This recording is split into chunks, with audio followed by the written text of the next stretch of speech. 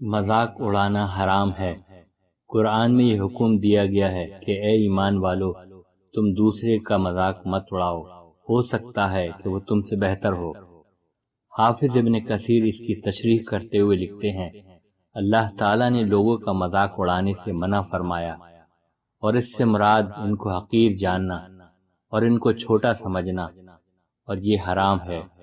مولانا شبیر احمد عثمانی اپنی تفسیری نوٹ میں لکھتے ہیں، عموماً دیکھا جاتا ہے کہ جہاں دو شخصیتوں یا دو جماعتوں میں اختلاف رونما ہوا، بس ایک دوسرے کا تمسخر اور استہزاء کرنے لگتا ہے۔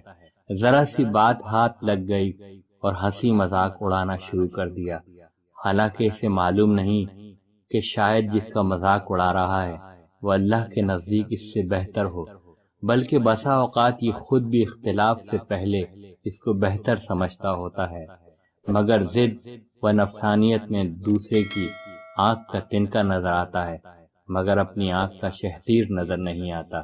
دلیل کی بنیاد پر کسی کی تنقید کرنا عین جائز ہے، مگر بلا دلیل کسی کا مذاق اڑانا سراسر حرام ہے۔ جب آدمی کسی کا مذاق اڑاتا ہے تو اس کے پیچھے دراصل کبر ہوتا ہے، وہ اپنے کو بڑا سمجھتا ہے اور دوسرے کو حقیر خیال کرتا ہے۔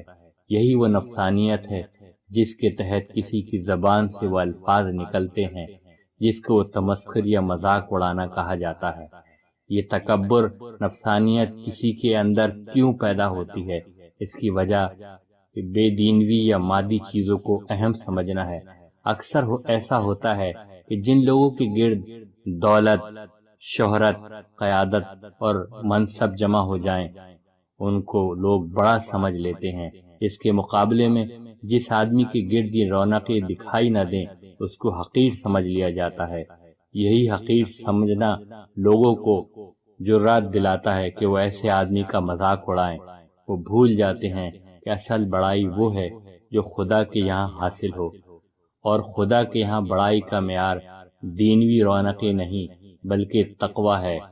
مذاق اڑانے والوں کو اس سے ڈرنا چاہیے کہ اس کو قیامت کا پردہ پھٹنے کے بعد اس بات پر شرمندہ ہونا پڑے گا کہ اس نے ایک بندہ خدا کا اس بنا پر مذاق اڑایا کہ وہ دکھائی دینے والی بڑائی سے خالی تھا، حالانکہ عین اس وقت نہ دکھائی دینے والی بڑائی اس کے اندر پوری طرح موجود تھی۔